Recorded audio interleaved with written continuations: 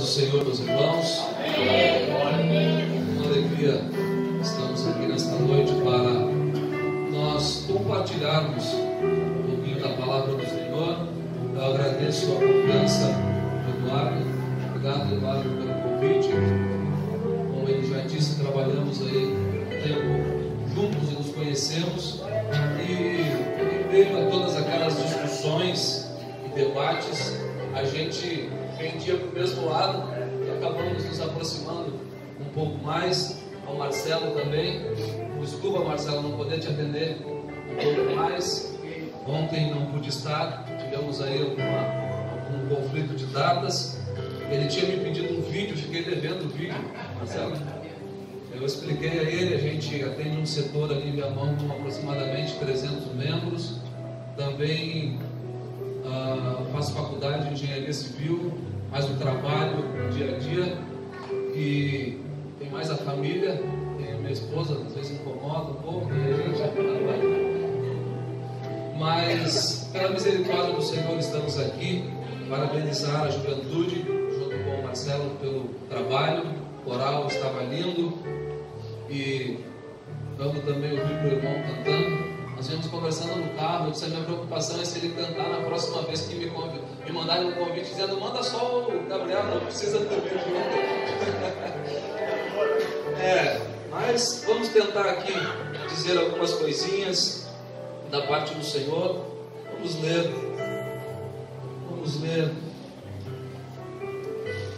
1 Timóteo capítulo 4 e vamos ler a parte A do versículo 14. 1 Timóteo capítulo 4 e a parte A, vamos ler apenas o tema que os irmãos escolheram para este trabalho.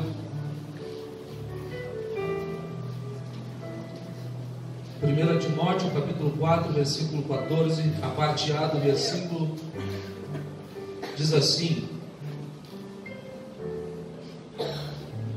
não desprezes o dom que há em ti. Vamos orar mais uma vez, sentados mesmos, e já vamos estar meditando na palavra do Senhor. Pai Celestial, em nome de Jesus, uma vez mais, oramos diante da Tua presença. Te rogamos que a Tua boa mão esteja estendida mais uma vez sobre este lugar, assim como foi na noite de ontem. Te peço, Senhor, que use a minha mente, use os meus lábios para falar ao Teu povo neste lugar, segundo a Tua vontade e o Teu querer. Tu sabes, Senhor, as necessidades pessoais de cada um. Tu bem sabes, Senhor, as dores, os problemas, as adversidades que têm se levantado sobre a vida de cada um dos Teus filhos. Que a Tua palavra nesta noite sirva de remédio, que a Tua palavra sirva de mantimento, e que se alguma coisa aqui acontecer, se houver batismo com o Espírito Santo, se houver enfermidades, pessoas sendo curadas das suas enfermidades, se houver salvação de vidas, que em tudo isto seja o Teu nome Ele glorificado para sempre, seja o Teu nome engrandecido em todas estas coisas. Assim nós rogamos em nome de Jesus. Amém. Amém. O Eduardo me deixou na obrigação aqui, depois de toda aquela minha mão. Mas vamos lá. Irmãos, se nós fôssemos entrar no contexto deste tema, está falando diretamente a Timóteo. Timóteo, não desprezes o dom que os presbíteros imporam sobre ti quando colocaram as mãos. Não despreze o dom que você recebeu do Senhor. Mas eu quero, de uma forma talvez um pouco mais abrangente nesta noite, falar sobre isto, sobre o dom que nós recebemos do Senhor, o dom que está dentro de nós, que muitas vezes nós estamos de alguma forma desprezando isto, nos sentindo às vezes muito pequenos, nos sentindo às vezes sem a mínima condição de ter recebido isto do Senhor. E todos nós de alguma forma recebemos um dom da parte do Senhor, na maioria das vezes dons diferentes. Mas há um dom que todos nós recebemos. Desde quando fomos criados lá naquele jardim. O dom de adorar a Deus. O dom que está dentro de nós, da adoração. De oferecer a Deus o nosso corpo, a nossa vida, em sacrifício ao Senhor, adorando ao seu nome. Isto não é um ou outro, isto está dentro de todos nós. E de alguma forma nós estamos negligenciando isto, principalmente nos dias de hoje. E eu quero trazer aqui algumas coisas. Quando nós olhamos para o jardim do Éden, lá na criação de todas as coisas, Deus iniciou criando tudo, e tudo o que Ele criou foi criado para adorar o seu nome. Não só o homem. Tudo que foi criado por Deus. Deus criou as estrelas do céu e colocou elas no firmamento. E em Isaías nós vamos encontrar a palavra de Deus dizendo que quando Ele as chama pelo nome, nenhuma delas falta diante da sua presença, porque as estrelas entenderam que elas foram criadas para adorar ao seu Criador. Todos os planetas foram colocados em todas as suas órbitas, e lá estão eles não se mexem do lugar, a menos que ouçam ao som da voz do seu Criador. Nós olhamos para os montes que Ele mandou se levantar e para os vales que Ele mandou se afundar, e todos eles estão lá no mesmo lugar, obedecem ainda até hoje ao som da sua voz. Nós olhamos para o mar, tão gigante, aquele oceano imenso, com águas profundas, com ventos e vendavais muitas vezes fortes, levantam aquelas grandes ondas. Mas a Bíblia diz que Deus colocou roupas nos mares. E quando aquelas ondas, não importa o tamanho, Deus disse: vocês vêm até aqui, e daqui vocês não passam. E elas se quebram diante do som da voz do seu Criador, e retornam para o seu lugar. E a menos que Deus permita, elas não avançam. Você olha para a Lua, colocada a uma distância aproximada de 384 mil quilômetros da Terra. E ela não pode se aproximar. Se a Lua se aproximar da Terra, nós teríamos uma inundação. Se ela se afasta, os mares recuariam. Ela tem uma distância exata, e Deus ordenou que fosse assim, e ela obedece ainda. Você olha para o Sol a uma distância de 150 milhões de quilômetros da Terra, e lá está o Sol, exatamente no lugar que Deus mandou, porque Ele ordenou, e o Sol está lá obedecendo a sua voz. Você olha para a Terra,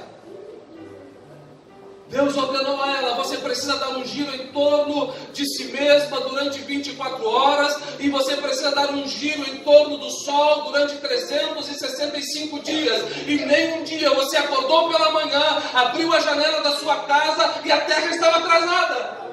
Não, ela obedece, ela ouve a voz do seu Criador em todo o tempo, porque foi criada para isso. E da mesma forma, Deus criou o homem e colocou o homem no meio daquele jardim, e todos os dias, na viração do dia, Deus aparecia naquele jardim e conversava com Adão. E aí, Adão, como é que estão as coisas por aí? Tudo bem, Senhor? Estamos aqui para te adorar. Aleluia! O Senhor nos criou para isso, estamos aqui. No outro dia, Deus voltava: e aí, Adão, tudo certo? Tudo certo, Senhor, estamos aqui. Mas teve um dia, na viração do dia, em que as estrelas estavam no seu lugar adorando a Deus, em que os planetas estavam no seu lugar, o mar estava no seu lugar, o sol, a terra, tudo estava no seu devido lugar. Mas Deus chegou no jardim e perguntou: onde você está, Adão? Onde é que você está, Adão? Que não está aqui no mesmo lugar para me adorar? Aonde você foi, Adão? O que foi que aconteceu que você não está mais aqui para conversar comigo?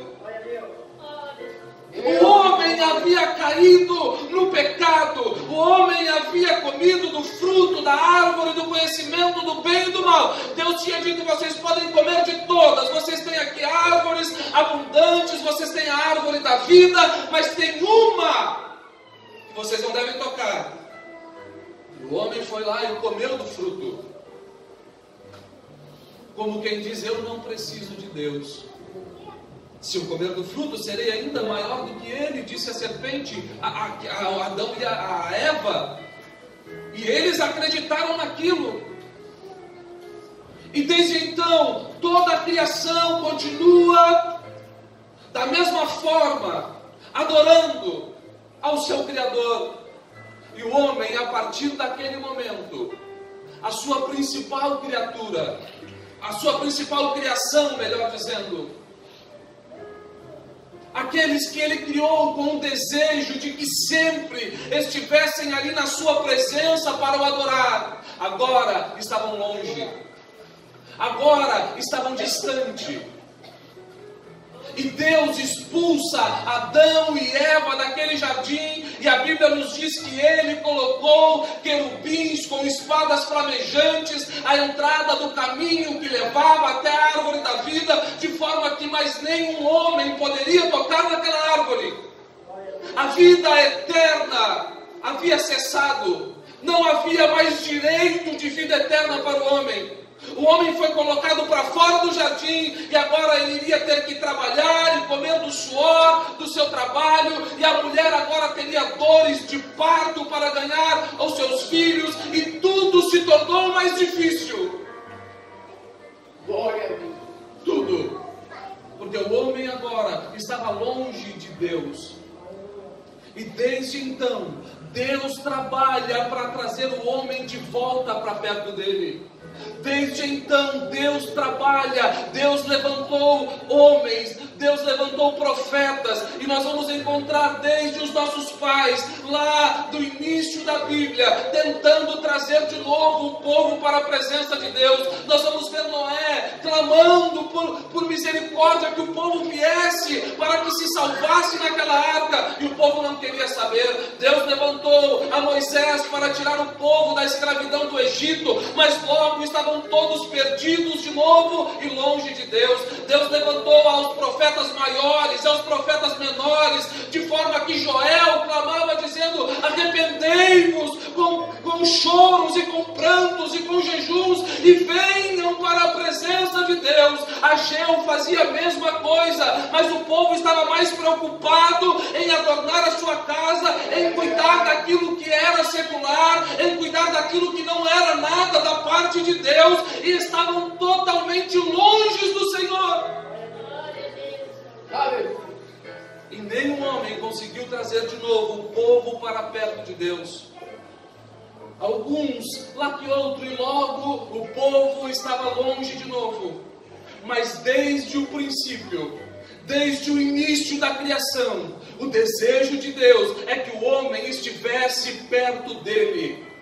O desejo de Deus desde o início é que o homem estivesse diante da sua presença, o adorando, com a sua vida, com entrega. Eu tive a oportunidade de estar em Israel, e quando fui no Muro das Lamentações, estavam os judeus cultuando, e eles não ficam como nós, que às vezes ficamos ali quase dando aquela cochilada no culto, a pregação está meio devagar. Não, eles ficam de pé na beira daquele muro, eles fazem o seu culto 3 vezes ao dia, eles fecham a loja que tem na hora do culto, não importa, de manhã, de tarde e ao final da tarde, e eles adoram a Deus com a sua boca, com o seu corpo. Eles ficam se balançando com o corpo, de forma que quer dizer a Deus: eu estou te adorando com o meu corpo, com a minha vida, com tudo que eu tenho. Eles se entregam verdadeiramente ao seu Deus.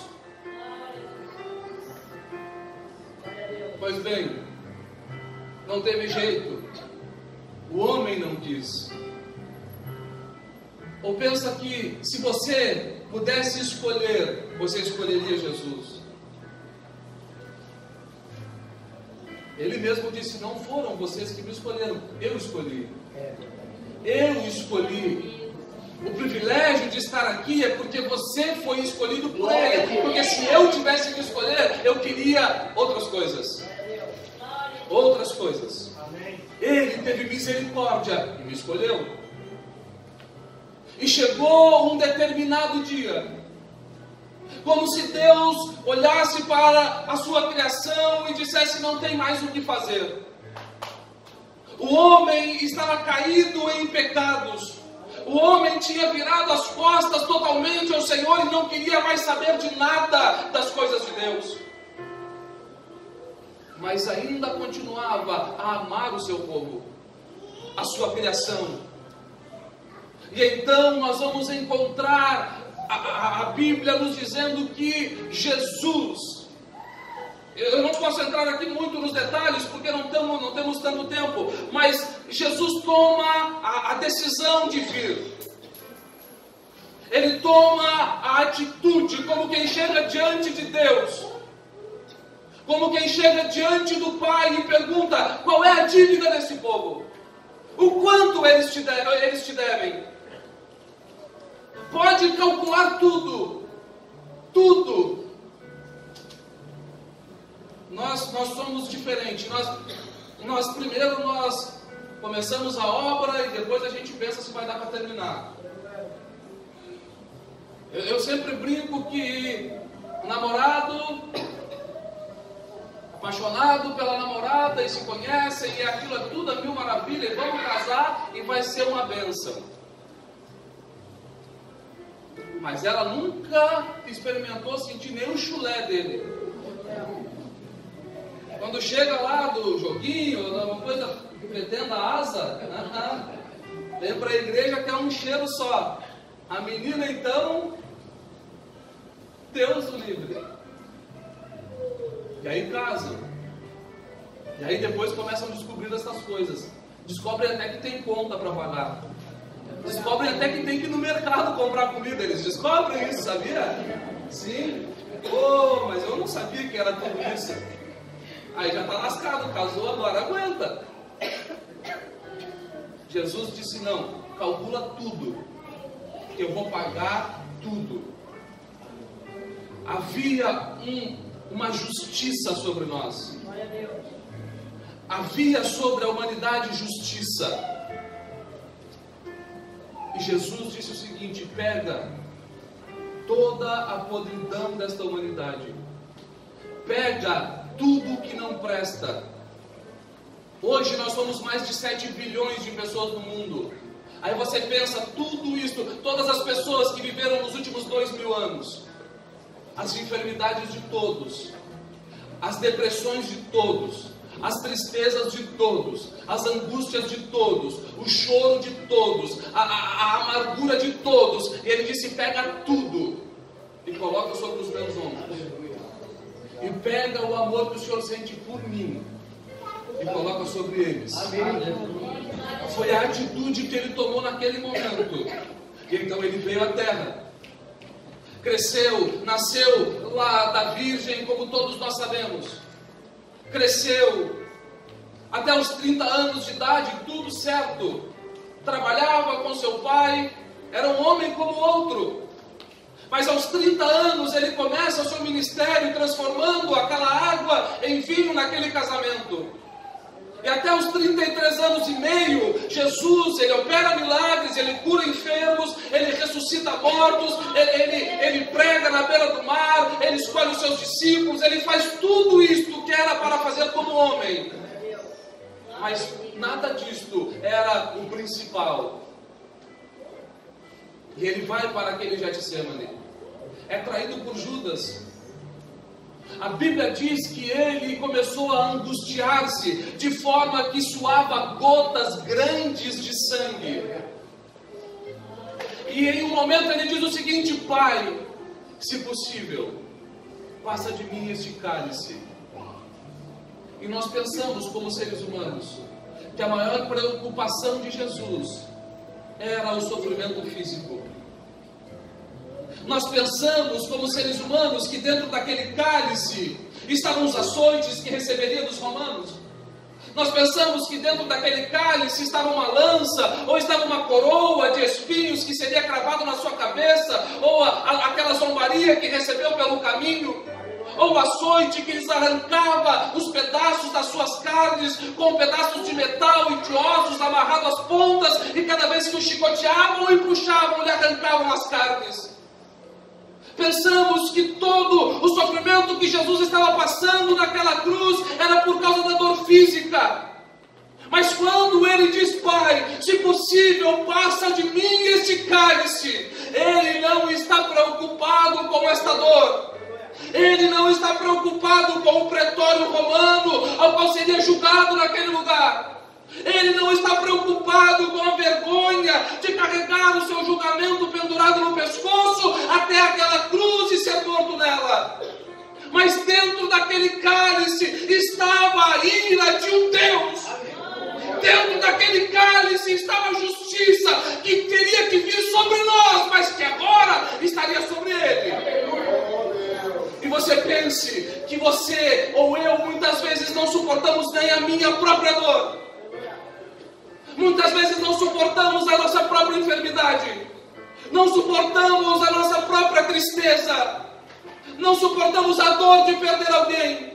Mas ele tomou sobre ele a dor de todos nós. Ele tomou sobre ele a enfermidade de todos nós. Dentro daquele cálice estava a justiça de um Deus que estava irado contra uma humanidade. Mas Jesus tomou uma atitude e disse: eu vou fazer alguma coisa. E ele veio à terra. E ele foi levado para aquela cruz. Como um cordeiro que é levado para o sacrifício, ele foi para aquele altar. No seu pescoço estava a sua condenação, porque os condenados levavam a acusação pendurada no seu pescoço, e por onde ele passava, por aquela via, todos sabiam: era assassino, era ladrão, era isto, era aquilo, aquele outro. No pescoço dele estava pendurado: este é o rei dos judeus. Depois eles tiravam e colocavam em cima da cabeça, na cruz. Ele estava dizendo: eu estou indo para aquela cruz, porque eu sou o rei deste povo, porque eu vou devolver de novo o que se perdeu pelo caminho. E quando Jesus está naquela cruz, de aqui nós vamos começar a entender o porquê eu estou falando tudo isso. Quando ele já passou aquela noite inteira, eu estive lá na Fortaleza Antônia, um buraco de pedras úmido, cheio de água dentro, onde ele passou a noite, esperando para ser levado à cruz no outro dia. Lhe machucaram, colocaram a coroa na cabeça, e ele segurava uma cana, a Bíblia diz uma cana, uma vara na mão para se apoiar, porque já não suportava mais a dor, e eles arrancaram aquela cana da mão e lhe batiam na cabeça para cravar a coroa. Ele passou por isto. Estava na cruz e lhe cravaram uma lança do seu lado.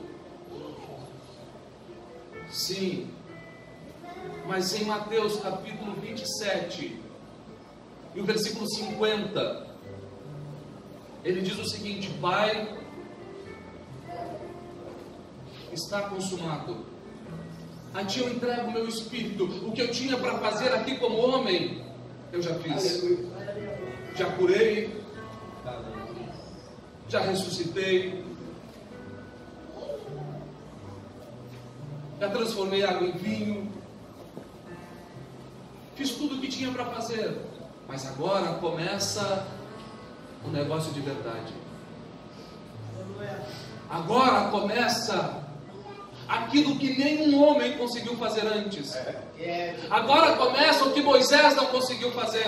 Agora começa o que Noé não conseguiu fazer. Agora começa o que Daniel não conseguiu fazer. Agora começa o que Ageu não conseguiu fazer. Agora começa a acontecer algo sobrenatural. E quando ele diz no versículo 50 do capítulo 27 de Mateus: está consumado, o versículo 51 diz o seguinte: eis que o véu do templo se rasgou de alto a baixo, os túmulos se fenderam, os mortos ressuscitaram. E ali eu posso entender algo. Neste momento não era algo físico que estava acontecendo.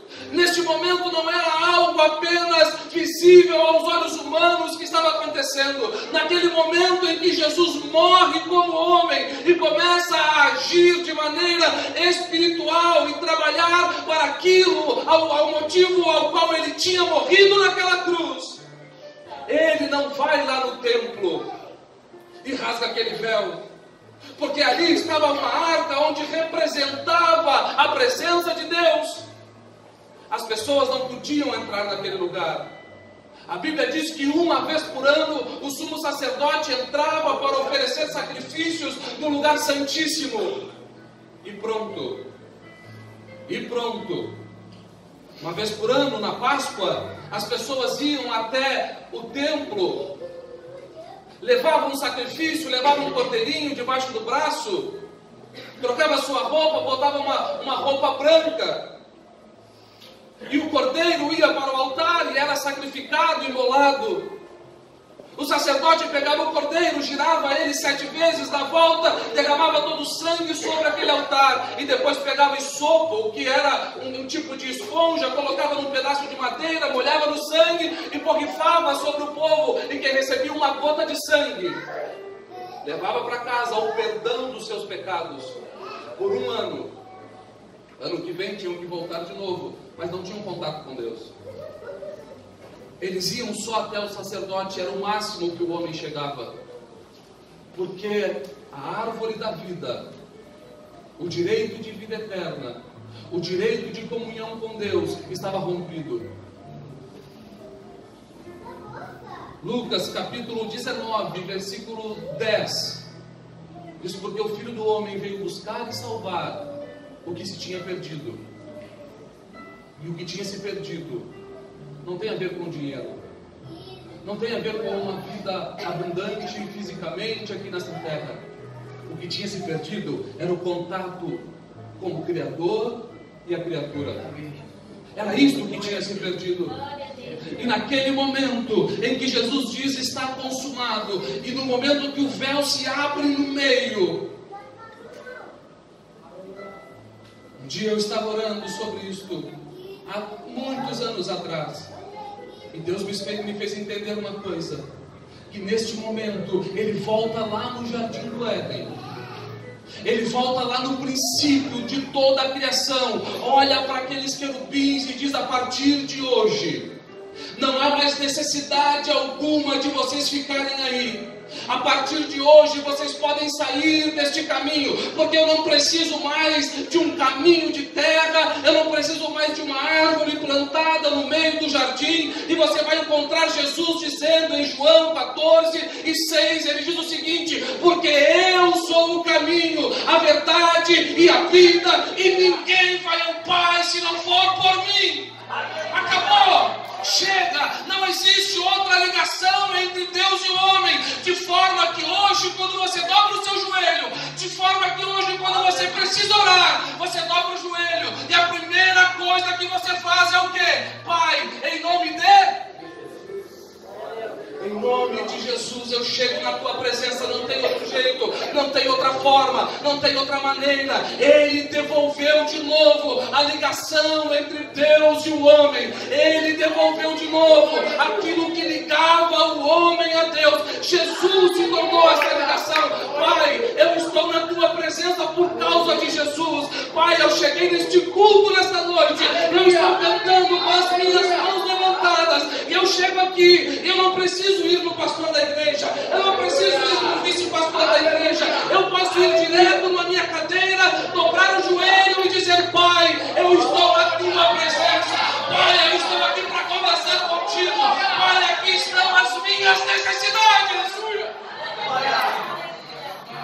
Só na igreja não, lavando a louça, dirigindo o carro, não importa, no trabalho, não importa. Eu cresci ouvindo meu pai dizer que trabalhava num lugar onde ele tinha que orar no banheiro, em cima da tampa do vaso. Será que Deus deixou de ouvir a oração dele? Não. Jesus estava ligando ele a Deus. As nossas orações chegam até Deus por intermédio de Cristo Jesus, o nosso Senhor, e só por isso. Só por isso. Uma mas nós temos a mente muito esquecida e desprezamos isto e damos mais lugar para as reclamações, damos mais lugar para o que está à nossa volta e deixamos de colocar a Ele como a nossa prioridade de adoração e desprezamos o que Ele fez. Pegamos o pão e o cálice e colocamos na boca por um mero costume, mas a Bíblia diz fazer isto em memória de mim.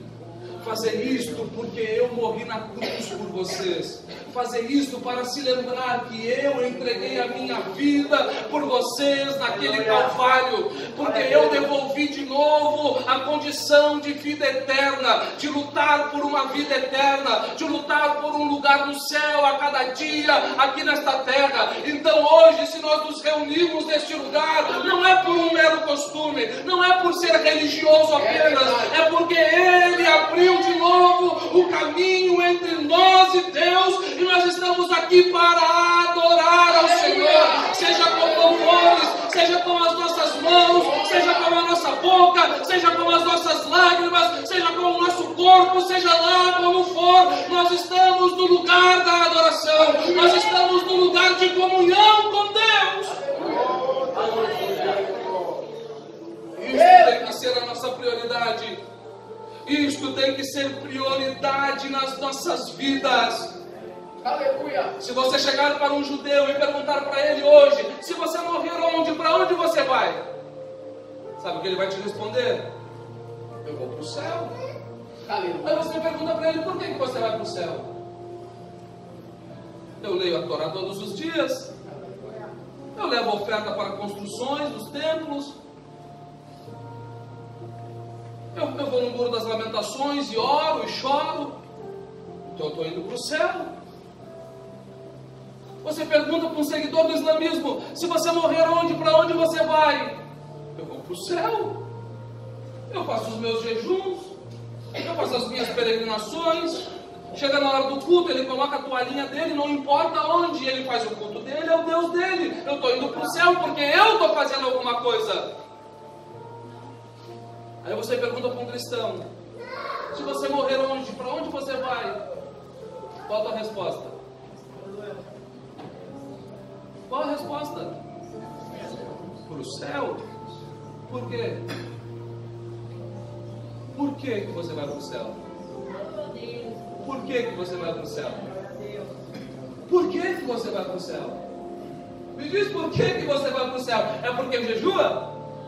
É porque ora? É porque você coloca R$2 na salva nos cultos? É por isso? Não, é por isso que vocês são todos injustos, mas eu vou fazer justiça por vocês. Ele nos tornou justo, Ele nos deu direito de novo de poder entrar pelas portas celestiais e morar para sempre com Ele. Ele fez isto, Ele fez isto. Nós não somos justos, nós somos totalmente injustos e todos nós aqui hoje temos pecados suficientes para ser jogado no fogo do inferno agora, mas Ele entregou a vida naquela cruz e disse: eu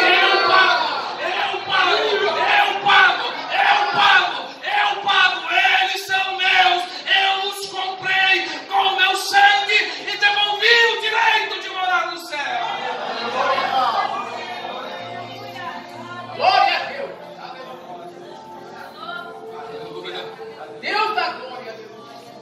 Sou meio fiasqueiro para pregar, mas hoje eu acho que está indo. Aleluia. Vamos chegar lá. Morreu. Devolveu de novo o direito da vida eterna.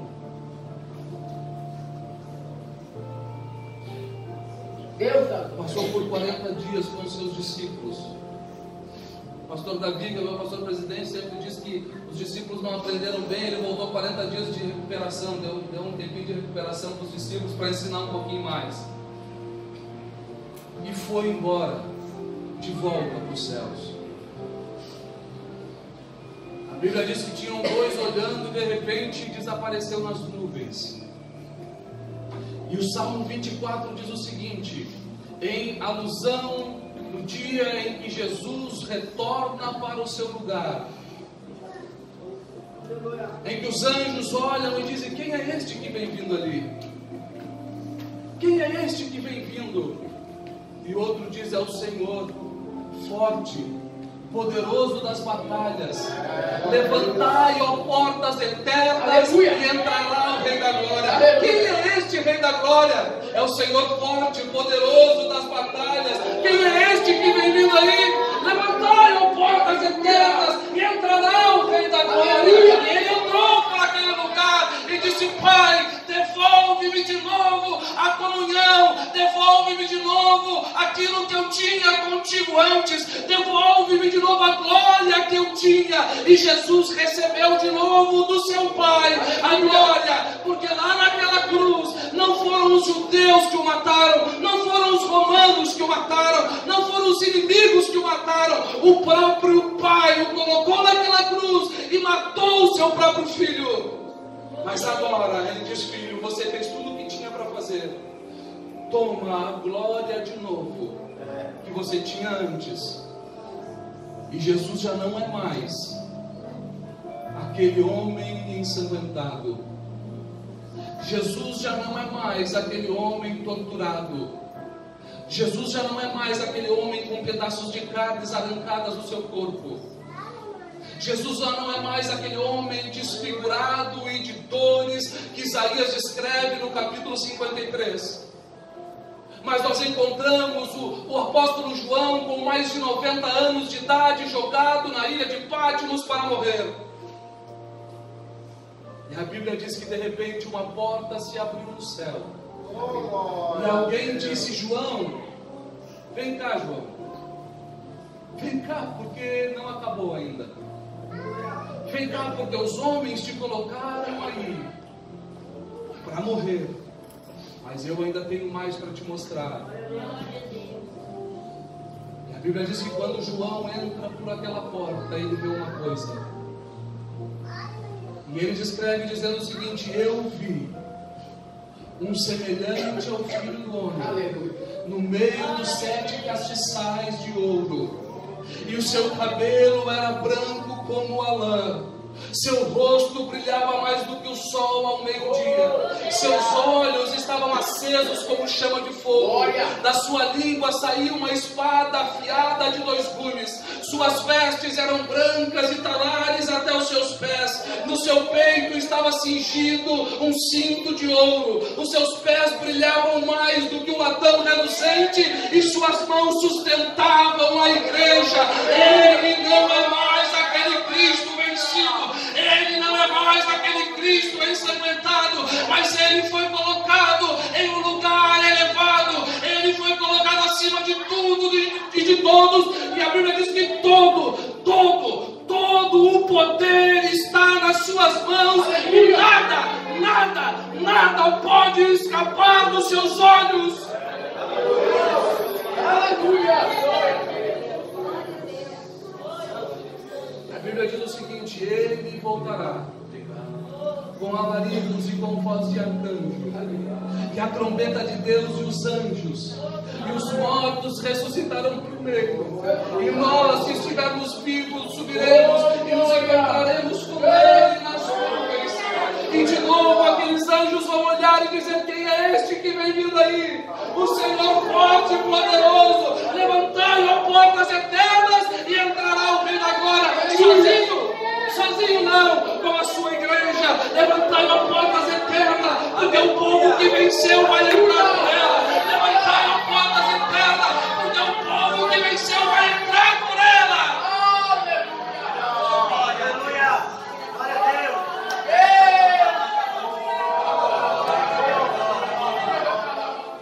Eu estava conversando com o pastor Juvenal, que é o nosso pastor presidente de honra. E eu estava sentado na frente da mesa dele, e ele perguntou: Fábio, como está? Eu disse: tudo bem, pastor. E ele disse para mim: eu nunca vou esquecer daquilo. Mas vai ter um dia, ele disse, que vai ser muito melhor. E você vai chegar na porta do céu, e um lenço vai enxugar a lágrima do teu olho e vai dizer: entra, porque daqui para frente você nunca mais vai chorar. Entra. porque daqui para frente você nunca mais vai sentir tristeza. Entra, porque daqui para frente não tem mais depressão. Entra, porque daqui para frente não tem mais enfermidade. Entra, porque daqui para frente vai ser uma eternidade na presença do Senhor. Irmão, não despreze o dom que Deus colocou na tua vida de ser um adorador, de ser um adorador, de ser um adorador. Aquela mulher dizia para Jesus na beira daquele poço: olha, o Senhor disse que era para fazer aqui o altar de adoração no Monte Gerizim, e agora Salomão fez um templo lá no Monte Moriá, e agora o que a gente faz? A gente adora aqui ou a gente adora lá? Está tudo errado. Jesus disse: não importa, não importa, é chegada a hora em que os verdadeiros adoradores adorarão o Pai em espírito e em verdade. Não importa onde, não importa o lugar, o importante é que nós venhamos a adorar a Ele. Será que você pode entender? Aleluia! Glória a Deus! Nós te adoramos. Glória a Deus! Eu quero te convidar a ficar de pé nesta noite. Nós te adoramos. Eu tenho até as 9h30. Glória a Deus! Glória ao nome de Deus! Obrigado. Obrigado, Senhor Jesus. Obrigado por essa palavra. Obrigado. Pode cantar um hino aí pra gente fazer o convite, tudo certo? Aleluia. Meu convite hoje para você não é por coisas terrenas. Meu convite hoje para você não é por um carro mais novo, por uma casa mais nova. Meu convite hoje não é por uma namorada ou por uma noiva. Meu convite hoje é para quem está disposto a dizer: Senhor, eis-me aqui na tua presença. Senhor, eis-me aqui porque eu quero te adorar acima de todas as coisas. Talvez você olhe para si hoje e diga para si mesmo: que condições tenho eu? Como eu disse aqui antes, o menino, a menina olha para a menininha já limpinha, cheirosinha. O menino olha, a menina olha para ele já de cabelinho penteadinho. Geralmente quer escolher o mais bonitinho, a mais bonitinha. Tem umas que preferem o que tem mais dinheiro, mesmo que seja feio. Já pensou se Jesus tivesse pensado igual? Não, ele olhou e disse: sujo mesmo, fedendo a pecado mesmo, todo torto, todo quebrado, arrebentado mesmo. Vem, porque eu cuido de ti. Vem, porque eu coloco remédio nas tuas feridas. Vem, porque eu te lavo com o meu sangue.